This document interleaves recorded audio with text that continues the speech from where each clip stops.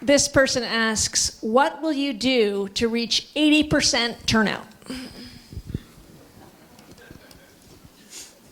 Well, first of all, we will hold it out as a goal. You don't hear Trump talking about voter turnout, do you?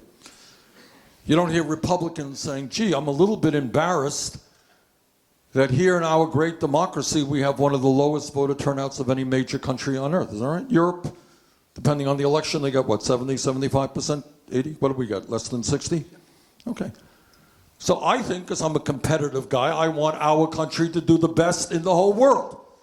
All right, I want us to have the highest voter turnout in the world. So first of all, you establish that as a goal. And then the next question, how do you get there?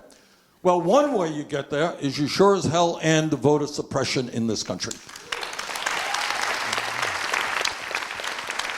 And, you know, there are ways, and I'm not an expert on this, and I would look to these guys for advice and many other people, that, you know, you can almost move, I think, to automatic voter registration. You're 18 years of age, you're registered to vote. What's so hard about that?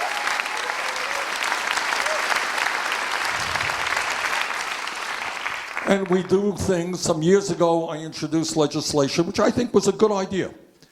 And I'd like to see it implemented. Because we believe in democracy. We should celebrate democracy and have Election Day as a national holiday. You know, and when you think about impediments to people voting, there are many states where you don't have early voting. And you have polling places closing literally at sometimes, what, 6, 7 o'clock? Is that? So you go to work.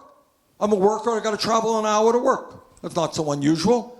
And I'm working to 5, 5:30, and what do I got to do? Cut out of work to go vote? Maybe I miss voting. So in a variety of ways, by extending voting hours, by having a national holiday, so you have all day. And imagine that. People will be thinking and talking, oh, who are you going to vote for? Why are you voting for that person? And we go out and we have all data to take the day off and to vote for the candidate we choose.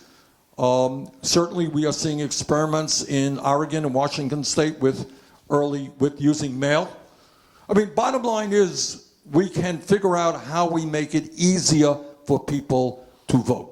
And we're making some progress in that. But the bottom line is, let us encourage people to vote. Let us use our schools to make sure that kids understand the importance of democracy and why they should be participating in the political process. Let's do all of those things. And if we do it, you know what? Reaching 80% is absolutely doable.